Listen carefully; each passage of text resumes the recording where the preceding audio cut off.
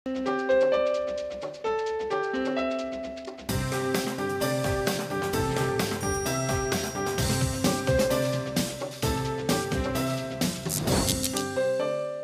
To ज़रा हट के मुबश्शिर ज़ैदी और वुसअतुल्लाह खान का सलाम कबूल कीजिए। आज जुमा है, आपकी कॉल्स दी जाती हैं।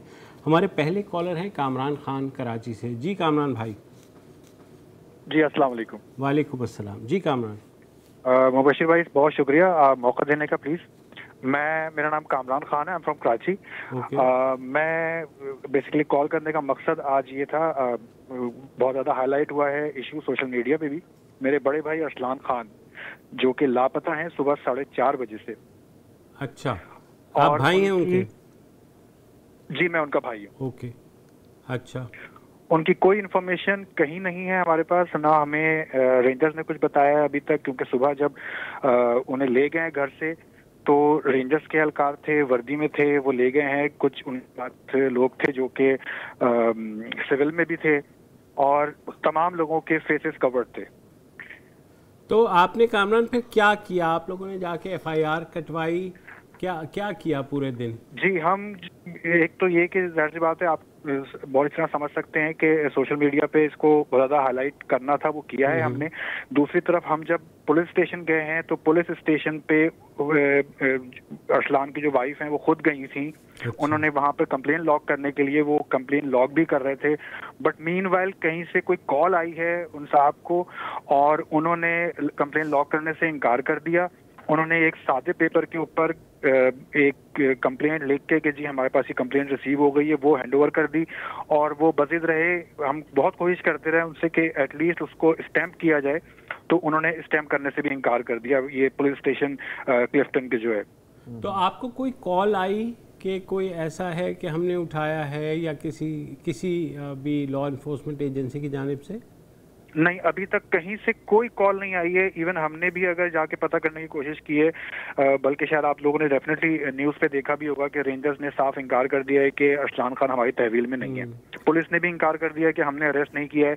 अगर नहीं किया है अरेस्ट, रेंजर्स ने भी नहीं किया है, पुलिस ने भी नहीं किया है, तो फिर इनकी रिस्पॉन्सिबिलिटी बनती है कि ये केस डायरेक्टली अगवा का केस हुआ ना, तो फिर इनको पता करना चाहिए इसके ऊपर काम कि ये उस बंदे को ढूंढे कि वो बंदा किधर है। नोबडी इज रेफरिंग, कोई इसके ऊपर कान नहीं धर रहा है। किसी भी गवर्नमेंट ऑफिशियल की तरफ से हमसे कोई राब्ता नहीं किया गया, ना ही सिक्योरिटी एजेंसीज की तरफ से किसी ने कोई राब्ता किया। ठीक है कामरान खान, हम कोशिश करते हैं। आपने हमारा प्लेटफॉर्म पे अपनी बात तो कह दी, इस प्लेटफॉर्म से हम भी यही कहते हैं कि अगर किसी भी इदारे ने पकड़ा है तो छोड़ दें। मुझे ये समझ नहीं आती क्यों। मैंने बहुत से लोगों से बात की कि भाई क्या मतलब सोशल मीडिया पे क्या ऐसा कर दिया या क्या लिख दिया, क्या कुछ भी नहीं है। नहीं, वो अच्छा था कि वो अरसलान ने जितना किया लिखा है सोशल मीडिया पे या ट्वीट पे, उस लिहाज से अगर उसको हम कसौटी मान लें तो फिर तो पूरी PTI और आधी मुस्लिम लीग नून जो है इस वक्त गायब होनी चाहिए, जबरी तौर पे लापता होनी चाहिए। बिल्कुल। तो ये क्या मयार है? और अरसलान को ज़ाहिर है सोशल मीडिया पे हम लोग भी देखते थे, तो जज्बाती हो सकते हैं आप कुछ लिख सकते हैं। नहीं, आप उन पे FIR काट दें। बिल्कुल काट दें। ये क्या है?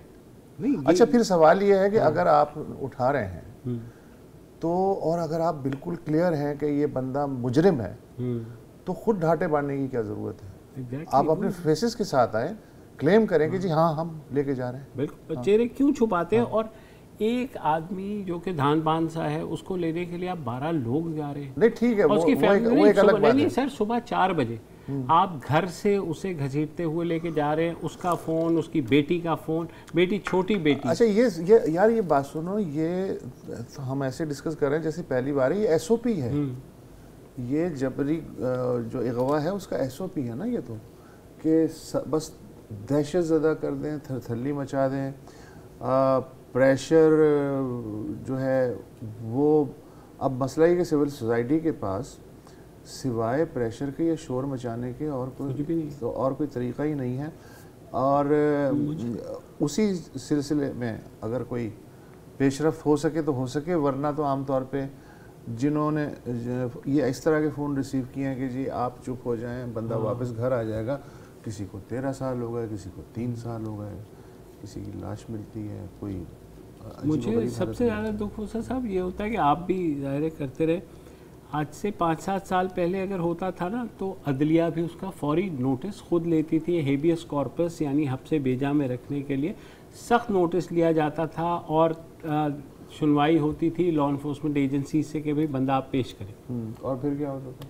फिर जो भी होता था एटलीस्ट अदालत में एक चीज़ आ जाए। अभी देखें ना, अभी क्या होता है, पुलिस दरख्वास्त नहीं, एफआईआर नहीं काट रही, एक कच्चे पेपर पे दे दिया। मेरा ख्याल है हर इदारे ने इसको एक न्यू नॉर्मल के तौर पे कबूल कर लिया है। यार बस ठीक है, इसके साथ जीना, जिस तरह कोविड के साथ जीना है ना, इसके साथ जबरी अगवा के साथ भी जीना। मुझे तो ऐसा लग रहा है जिस तरह की सूरत हाल है। और वो मुझे तो अच्छा, जब अपोजिशन में होते हैं तो कैंपों में भी जाते हैं, बैठते भी हैं, यकीन भी दिलाते हैं। जैसे ही इख्तिदार मिलता है वो धनिया पी लेते हैं।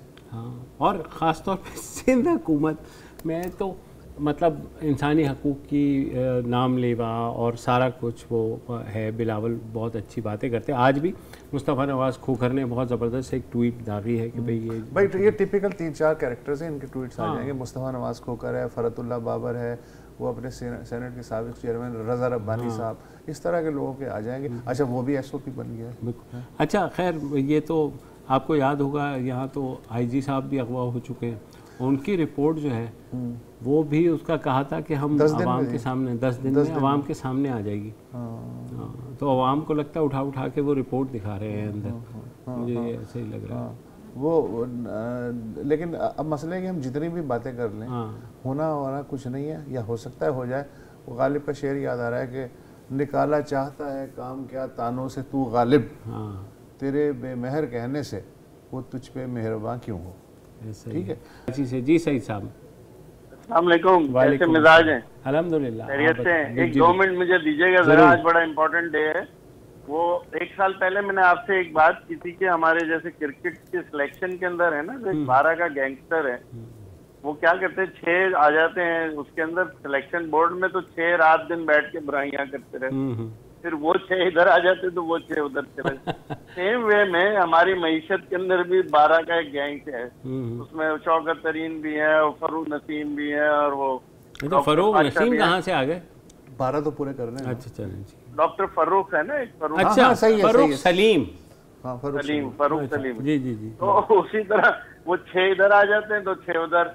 वो मैं उस आदमी पे हैरान हो रहा हूँ आजकल, वो शब्बर जैदी के ऊपर जो गवर्नमेंट में था, उसने 6 महीने पहले इंग्लिश में बोला था, Pakistan has been already bankrupt, ये उसने इंग्लिश में बोला था टीवी के अंदर। और आज आके फिर वो इमरान खान के फेवर में बड़ी अच्छी मैशत चल रही। तो मैं जो लास्ट टाइम आपसे कही थी कि ये हम अब बता ही नहीं सकते, हमें एक न्यूट्रल एम्पायर बिठाना होगा। आज वो उसने कौन है वो जुबैर मोती वाला, उसने एग्जैक्टली वही बात की जो उस दिन मैंने की थी कि ये अब फैसला हमारे जैसे न्यूट्रल बीच में बैठेंगे, वो बताएंगे फायदेमंद है कि नुकसानदेह। अब मैं आपसे काम की बात करता हूँ, ये जो 10% लगाया ना, जैसे 10% लगाया आपकी स्टॉक क्रैश कर गया। जी बिल्कुल क्रैश कर गया। आप मुझे बताया माशाल्लाह इतना कमाते हैं, आपने कभी स्टॉक में गेम खेला है? नहीं, खेल नहीं सकते आप। आपके पास 1 अरब है तो आप खेल सकते हैं। सारे बड़े बड़े माफिया गैंगस्टर स्टॉक में बैठे हुए, उनकी आज रात को नींदें उड़ गई हैं। इसलिए तो आप समझते हैं कि हुकूमत ने ये ठीक किया है? मैं कह रहा हूँ 3000% सही किया है। ये इतना डिविडेंड खा रहे हैं, आप एक दफा सिर्फ जरा इनके अंदिज बताए, मैं रिश्ता की फैक्ट्री को बोलता हूँ, उसकी 2 अरब की इन्वेस्टमेंट होगी मैक्सिमम ये कैंडी लैंड के ऊपर, और हर साल के 1.5 अरब का वो मुनाफा ले रहा है। दुनिया की बताइए कौन सी ऐसी मैशत है जहाँ पर 100% से आपको प्रॉफिट आ रहा हो। ये किधर ले जा रहे हैं हमारे अमीरों को? पिछले 4 साल में, अच्छा देखें, जिस मुल्क को बर्बाद करना हो ना, उस पर इनडायरेक्ट टैक्स लगा दें, गरीब मर जाएगा। अच्छा, जो मुझे अच्छी बात इनकी लगी है, ये चाहते तो 1% सेल्स टैक्स बढ़ा देते, 18 इनको 200 अरब रिकवर हो जाते, मगर वो चिप्स के ऊपर लग जाता है, बच्चों की टॉफियों पे लग जाता, हर चीज पर सेल टैक्स लगता, गरीब मर जाता। अब इन्होंने गैंगस्टर्स को पकड़ा है। अब चलिए, इसमें इसका दो मतलब बहुत है कि अच्छी ये बातें- इन्होंने अच्छा किया। Thank you so much for ये सही है। अनीस फारूकी साहब हैं कराची से। जी अनीस साहब। जी जनाब, अस्सलाम वालेकुम। वालेकुम अस्सलाम। आपका प्रोग्राम जरा हट के मैं बड़े शौक से देखता हूँ और बड़ा उम्दा प्रोग्राम है आपका, मेहरबानी। माशाल्लाह से। अभी भी इस वक्त भी मैं प्रोग्राम देख रहा हूँ, वो एक आपके एक राइटर को जो उठाया है उसके ऊपर अच्छा बोल रहे हैं आपके मुकर्रिर, लेकिन एक बड़ा सीरियस इशू है। मेरी उम्र है 66 साल, जी। रिटायर्ड आदमी हूँ, मेरा अब कोई बच्चा नहीं है, वाइफ का इंतकाल हो गया है। अब मेरी पेंशन EOBI से 8,500 रुपये मिलती है। बिजली, हेलो जी जी सुन रहे हैं सर। हेलो। गालिबन इनकी आवाज़ जो है बाहर, इनके बिजली का बिल ज़्यादा आया होगा जिसकी वजह से जाहिर है वो परेशान है। तो हर तरफ से बर्बाद है ना। कामरान अली नवाबशाह से। जी कामरान भाई। अस्सलाम वालेकुम सर। वालेकुम अस्सलाम। जी। अगर तुम वोट मुझको दोगे भाई, पनपने की नहीं कोई बुराई, ये कहना कि नाकिस है सफाई, गटर से भी अगर खुशबू ना आई। वाह वाह, क्या बात। ये नवाबशाह जो है जरदारी साहब का हल्का है। यहाँ गटर उबल रहे हैं, 12 घंटे लाइट नहीं है और पीने का साफ पानी नहीं है। 15 साल हो गए हैं पीने का पानी खरीद के इस्तेमाल कर रहे हैं। तो जरदारी साहब से एक तो इजहार हमदर्दी भी करना चाहता हूँ, उनकी वालदा का इंतकाल हो गया, तो वो थोड़ा नवाबशाह हल्के पे तवज्जो दें, क्योंकि वो उनकी कमर में तकलीफ है, हल्के का दौरा नहीं करते हैं। तो आपके प्रोग्राम के तवस्सुत तो हल्के वाले उन्हें वोट क्यों देते हैं हर दफा, ये भी तो सोचें। अब ये तो सर जो देते हैं वोट वही, आप भी तो हैं उनके हल्के के वोटर। सर मैं उनके हल्के का वोटर जरूर हूँ, उनका वोटर नहीं हूँ। अच्छा, तो आप दूसरों को कन्विंस करें कि यार मत दें जब उनसे नहीं हो पा रहा। सर 2 दिन बाद इलेक्शन है, रिजल्ट आ जाएंगे आपके सामने। हाँ जी बिल्कुल, 2 दिन बाद तो वो इलेक्शन है, लेकिन ये वो तो बल्दियाती है ना। जी सर, बल्दियाती इलेक्शन में भी रिजल्ट आ जाएंगे सामने। चलेंगे, ठीक है। तो चल रहा है खूब नोट के नहीं? सर नोट नहीं, झंडे झंडे चल रहे हैं बस। अच्छा। कपड़ों पे जोर है, बाकी नोट वोट नहीं है किसी के पास। 2000 में आवाम खुश है। चलिए ठीक है, बहुत शुक्रिया। एक वक्फा लेते हैं जी, वक्फे के बाद वापस। Welcome back. अशर गुल साहब हैं कराची से। जी जनाब। अस्सलाम वालेकुम मुबशिर भाई। वालेकुम अस्सलाम जी। सर जी मुझे आपसे बस एक इशू पे बात करनी है। वैसे तो आपका प्रोग्राम शुरू ही उसी टॉपिक से हुआ है जी। अरसलान के लिए बात करना चाह रहा था जी। करिए सर जी। ये जो मतलब आप हो गए मुबशिर साहब, मुबशिर भाई, आप तो हम उम्र ही हैं तकरीबन। वसूदुल्लाह खान साहब फरमा रहे थे कि ये सब कुछ ऐसे ही चलेगा, चलता रहेगा, तो मतलब क्या कोई बेहतरी नहीं हो सकती? ये जो 2 किस्म के कवानीन जो मुल्क में चल रहे हैं कि एक तबका वो है कि जो सिपा सालार के, अफवाज के, किसी के बारे में कुछ भी कहे और उनके साथ बहुत नरमी का रवैया अपनाया जाता है। ईमान मजारी हैं, अभी बहुत हम पसंद करते हैं उनको, लाइक करता हूँ ईमान मजारी को। उनका एक मामला हुआ, अदालत ने उनको बिल्कुल FIR ख़त्म करी और उनको सुकून के साथ मामला के साथ उनको दो चीज़ें भाई मिक्स ना करें। ये हम बात कर रहे हैं जबरी उठाए जाने की या अगवा की, उनके खिलाफ बाकायदा FIR कटी थी तभी अदालत कुछ करने के काबिल हुई। लेकिन जब FIR भी ना हो और ये भी ना पता हो कि बंदा कहाँ चला गया, तो उसके बारे में अदालत क्या करे? दोनों मिसालें अलग अलग हैं। हाँ, थोड़ा सा इस पर फ़र्क कर लें। बाकी ये है कि ईमान का ये है कि ईमान कम से कम बोलती है, और जो माशरे के ऐसे तबक़ात और जबरी गुमशुदा होते हैं जिनको उठाया जाता है, उनके केसेस भी प्लीड करती है। तो थोड़ा सा उसको गुंजाइश दे दें। वो कंपैरिजन, हाँ थोड़ा सा कंपैरिजन जो है ना वो अलग हो जाएगा। सज्जाद हुसैन है कराची से। जी सज्जाद साहब, कैसे हैं आप? अल्लाह का शुक्र। मैं आप लोग का शो बहुत रेगुलरली देखता हूँ, हमेशा सोचता हूँ वो कॉल करूँ, आज पहली बार सोचा वो कॉल करूँ। तो मैं एक कॉर्पोरेट जॉब करता हूँ, और जब ये टैक्सेशन की बात होती है तो हमेशा हम सोचते हैं कि हम बहुत टैक्सेस देते हैं लेकिन हमें कोई बेनिफिट नहीं मिलता, कोई किस्म की सर्विसेज नहीं मिलती। लोग जो डेवलप कंट्रीज में टैक्स देते हैं 35-40%, उनको बहुत सर्विसेज उसके बदले मिलती है, एजुकेशन, हेल्थ, इंफ्रास्ट्रक्चर, एवरीथिंग। अगर आप, मुझे पता है कि आप लोग कराची ताल्लुक रखते हैं, you will see not just industrialist लेकिन बहुत मेजर ट्रेडिंग कम्युनिटी के लोग हैं, बिजनेस कम्युनिटी लोग हैं, वो आर बिलियनर्स जो लेकिन बिल्कुल टैक्स नहीं देते। तो हमारा सिस्टम क्यों इतना वीक है और हम मीडिया में क्यों नहीं बात करते कि हमारा FBR और अथॉरिटीज इन पे केसेस क्यों नहीं फाइल कर सकती, इनको क्यों नहीं ट्रैक डाउन कर सकती। पीपल डू नॉट इवन पे 5,000 रुपीज ऑफ टैक्स और वो शायद बिलियंस की इनकम करते हैं। और यहाँ एक एवरेज बंदा जो 500,000 शायद इनकम होगी लेकिन वो तो 70-80,000 टैक्स देता है, क्योंकि वो सोर्स पे करता है। और शायद ये सैलरीड क्लास भी अगर विद होल्डिंग टैक्स ना होता तो शायद ये भी टैक्स ना देती, बिकॉज आपको सर्विसेज कुछ नहीं मिलती। सज्जाद, एक तो प्रॉब्लम उसमें ये है कि देखिए जितने इंडस्ट्रियलिस्ट हैं मेजॉरिटी पार्लियामेंट के अंदर बैठे हुए हैं, ठीक है, साथ ही साथ वो पॉलिटिशियंस भी हैं, तो they want to make sure कि लॉज भी ऐसे बनाए जाएं जिसमें जो सब्सिडीज़ हैं वो उन्हीं के जो कार्टेल्स बने हुए हैं, चाहे वो आटे का हो, चीनी का पार्लियामेंट हो। बैठे लोग पार्लियामेंट से बाहर वालों के लिए लॉज बनाते हैं। हाँ, यही है। ऐसा ही है। और हमारे यहाँ जबकि अपने लिए बनाए जाते हैं।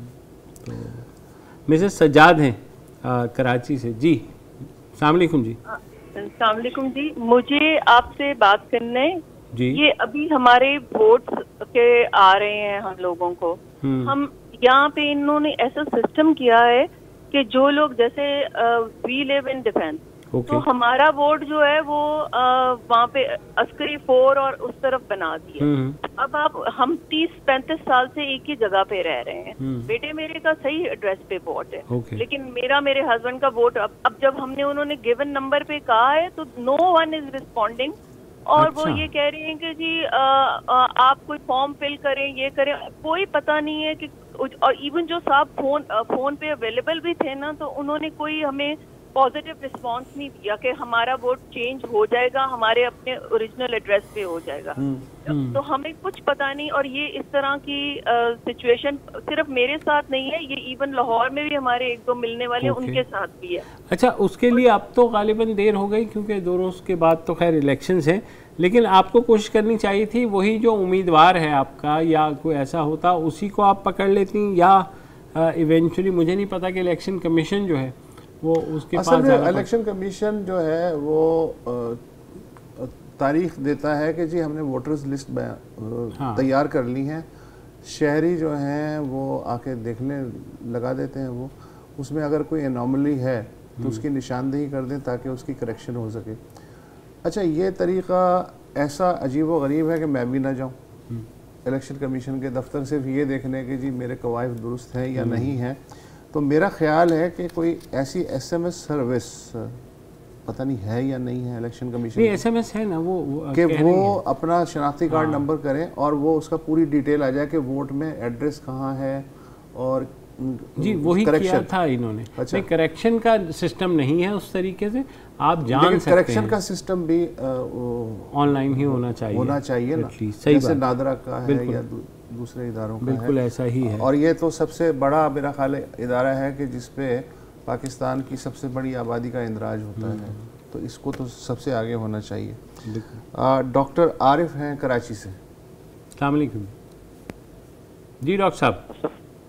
डॉक्टर आरिफ बात कर रहा हूँ कराची से। जी फरमाइए। पाकिस्तान के अंदर टैक्स ना देना जुर्म नहीं है, टैक्स फाइल ना करना जुर्म है जी। आप गवर्नमेंट सर्वेंट हैं, आपको 1 लाख सैलरी मिलती है और उसमें से 1000 रुपये टैक्स कट जाता है।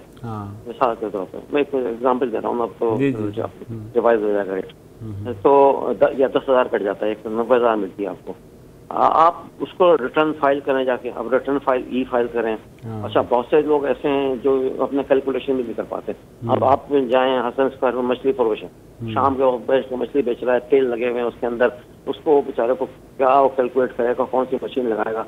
आप जो है आम का मतलब है या आम खाने का मतलब है, आप टैक्स लें लोगों से, टैक्स FBR को बंद कर दें, या FBR का जिम्मा ये लगाए कि वो जाएं जितनी दुकानें हैं वो एक असेसमेंट करें, चाहे वो ज्वेलरी की दुकान है, कपड़े की है, जूते की, घड़ियों की है, एक टैक्स लगा दें कि भाई ये इतने एक्सपायर एरिया पे इतना टैक्स। मेरा ख्याल है आज उसका ऐलान हुआ है। आज उसका ऐलान हुआ है ज्वेलर्स के ऊपर, उन्होंने 40,000 जो है वो टैक्स पर जूलर लगाया उन्होंने है। जो दुकान का रकबा है उसके हिसाब से भी छोटे और बड़े टैक्स स्टोर्स का डिटर्मिनेशन किया, 1000 और 3000 का फ्लैट टैक्सेशन। एग्जैक्टली, तो ये किया है उन्होंने। अब देखते हैं कि कर तो दिया है, ये इस पे अमल दरामद कैसे होता है। कल से जो है वो जुलूस निकलने शुरू हो जाएंगे,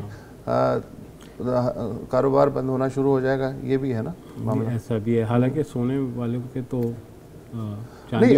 दूसरी बात यह है कि ये एक बात समझ में नहीं आती कि फ़र्ज़ करें कि एक दुकान पे 1000 रुपये टैक्स लग गया पूरे एरिया में। अच्छा, वो एहतजाज कर रहे हैं और इवेंचुअली वो टैक्स तो मुझ पे ट्रांसफ़र करेंगे ना, वो 1000 रुपया, 1000 के वो 5000 और बनाएंगे, उसमें से 1000 दे देंगे। ये है, लेकिन एहतजाज मेरी समझ में नहीं आता। वक्फा ले लो।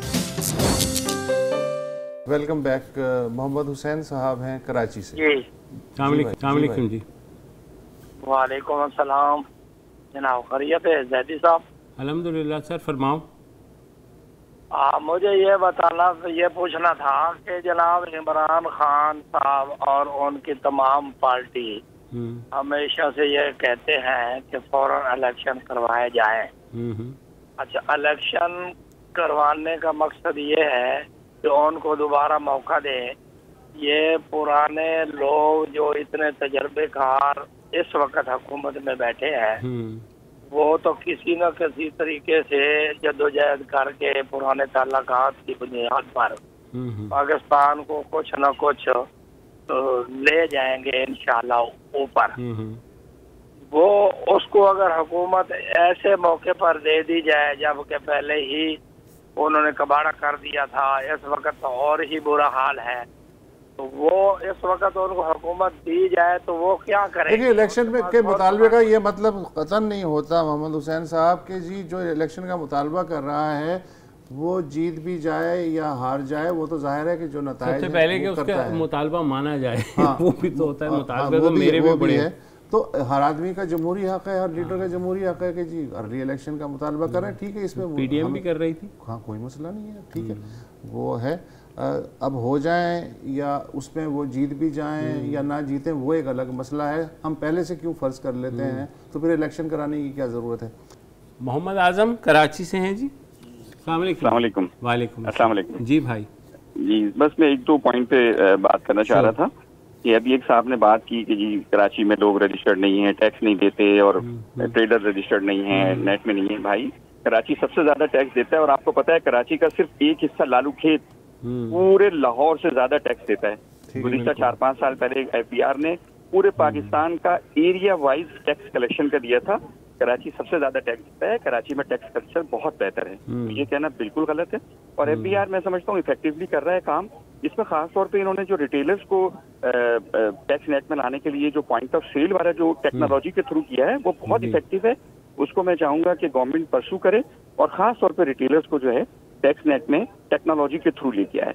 तो और दूसरे ये जो टैक्स इन्होंने सुपर टैक्स लगाया है, मैं समझता हूँ ये भी बहुत पॉजिटिव स्टेप है। जब ये अभी एक साहब ने कहा था, रशीद साहब ने, ये बिल्कुल ठीक है, इनकी प्रॉफिटेबिलिटी पे टैक्स है ना ये, तो ये बिल्कुल सही किया। लेकिन अब गवर्नमेंट की जिम्मेदारी ये है कि ये देखें कि वो इस टैक्स को आवाम पे या कंज्यूमर पे पास ऑन ना करें, प्रोडक्ट की प्राइसेस ना बढ़ाएं।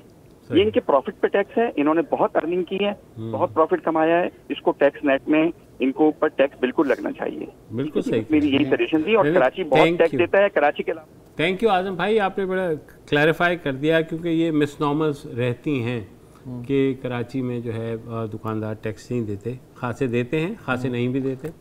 टैक्स कलेक्शन सबसे ज़्यादा ज़ाहिर है, ये बात ठीक है कि इसी शहर से है। रफ़ीक मिट्ठू साहब हैं कराची से।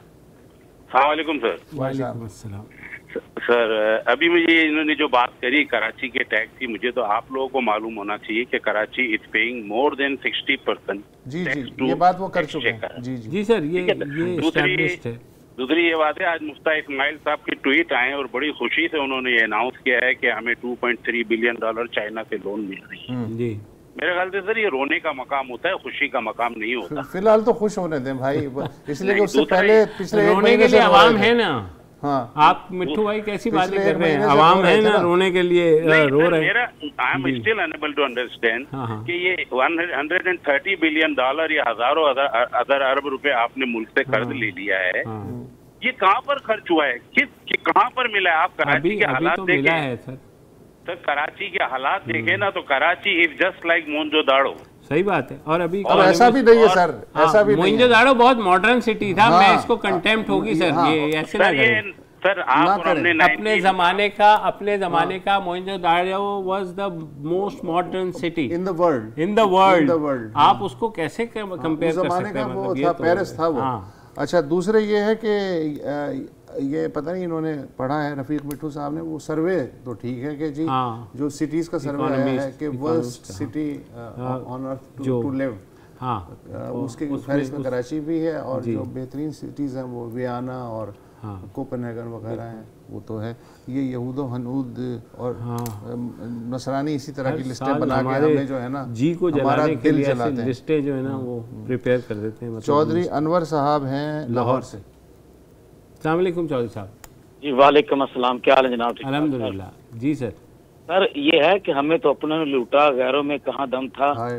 मेरी कश्ती थी वहाँ डूबी, यहाँ पानी कम था। वाह। क्या कराची को पंजाब वालों ने तो ठीक नहीं करना ना, सिंध वाले बलूचिस्तान वालों ने तो ठीक नहीं करना ना। सही। कराची के लोग साहिब अक्ल है, हम पंजाब के लोग जो हैं अपने आप को कम पढ़ा लिखा समझते हैं कराची की निस्बत। कराची में एजुकेशन लेवल अच्छा है, टीचर अच्छे हैं, विजन अच्छा है, और जो याद रखें जो पानी के साथ लोग होते हैं ना अटैच, उनका विजन ही और होता है। चौधरी साहब, आप कराची आते जाते रहते हैं क्या? सर अल्लाह का बड़ा शुक्र है, मैं आई एम चार्टर्ड अकाउंटेंट।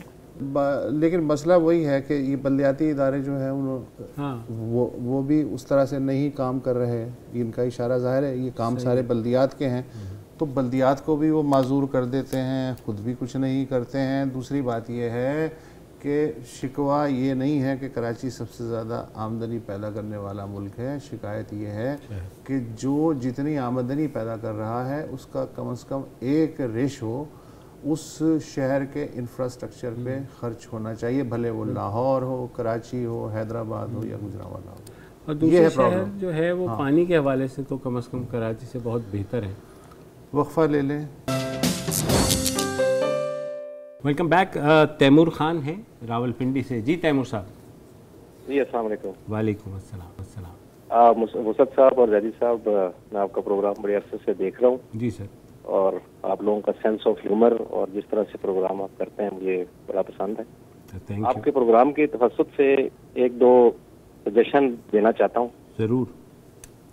एक तो ये है कि जब से होश संभाला है हम एक बात सुनते आ रहे हैं कि टैक्स नेट में लेके आए लोगों को, टैक्स नेट में लेके आए, और आ नहीं रहे लोग। इमरान खान ने भी बहुत कोशिश की लेकिन वो रिजल्ट कितने आ नहीं सके।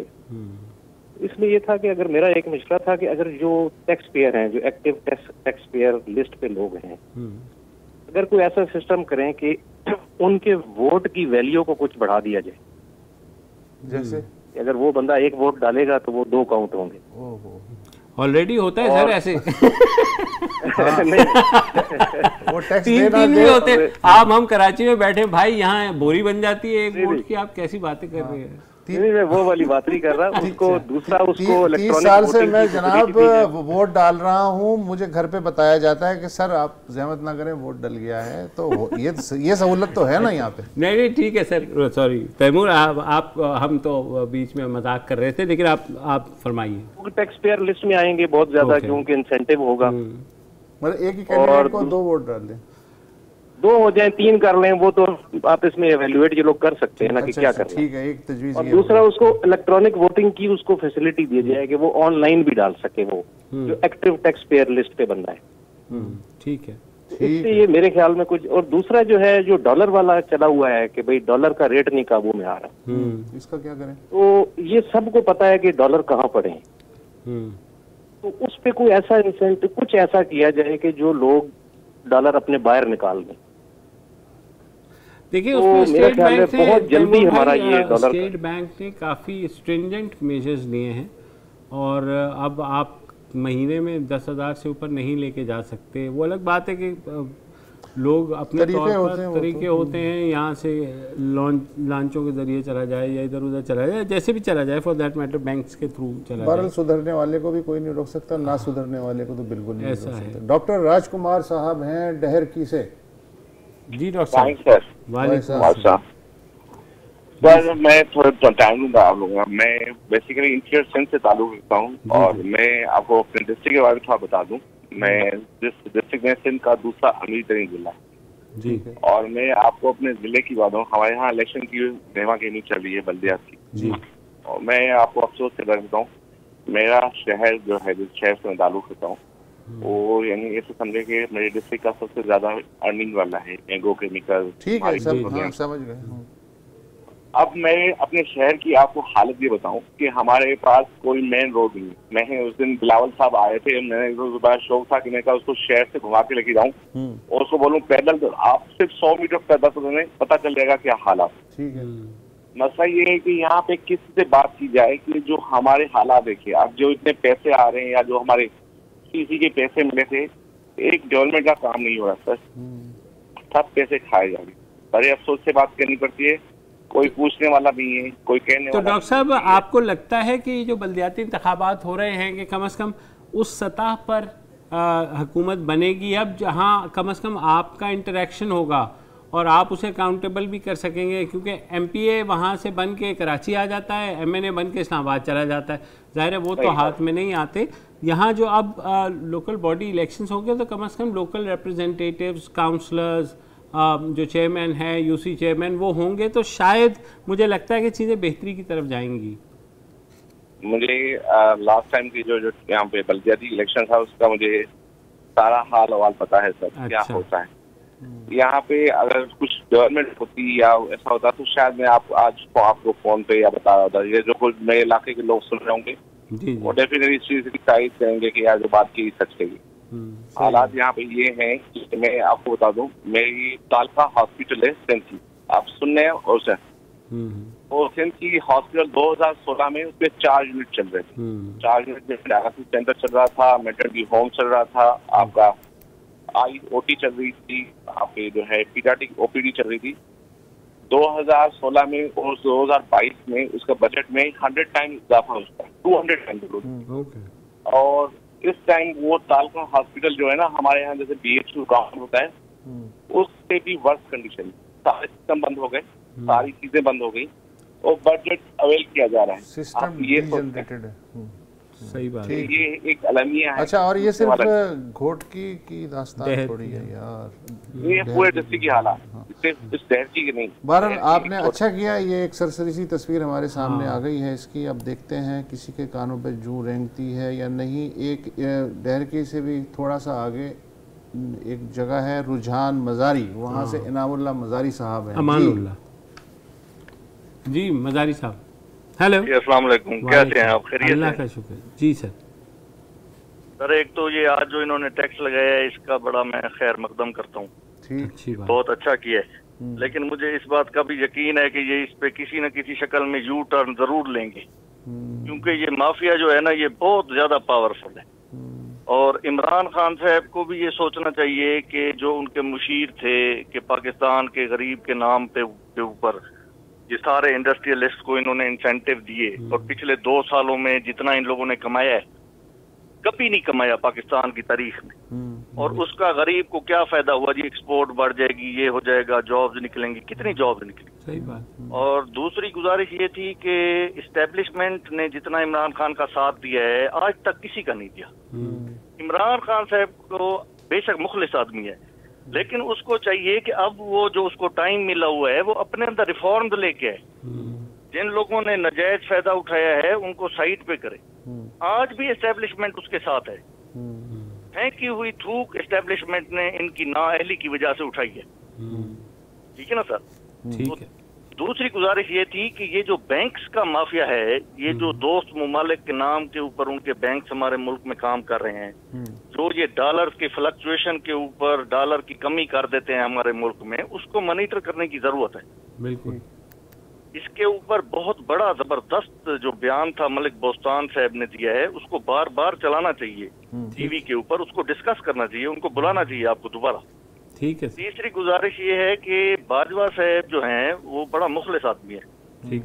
तो माशाल्लाह अब हम लोग तो देख रहे हैं, क्योंकि हम तो तीनों सूबों में बैठे हैं, बलूचिस्तान में भी हैं, पंजाब में भी हैं, सिंध में भी हैं, और वो आर्मी इस वक्त जितनी फ्लेक्सिबिलिटी का मुजाहरा कर रही है माशाल्लाह, चाहे मशरकी बॉर्डर है चाहे मगरबी बॉर्डर है, और सियासतदानों को भी चाहिए कि उनका साथ दें। और इस मुल्क के अंदर जो है पैसे बैन आता है वो गरीब के नाम पे आता है।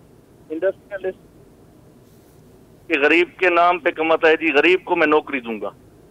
तो अल्लाह करे कि कोई गरीब का फायदा हो इस मुल्क में। सही बात। आमीन। Thank you so much. बिल्कुल, थैंक यू। चलिए आज के लिए इतना ही, दोबारा हाजिर होंगे मंडे को। खुदा हाफिज़।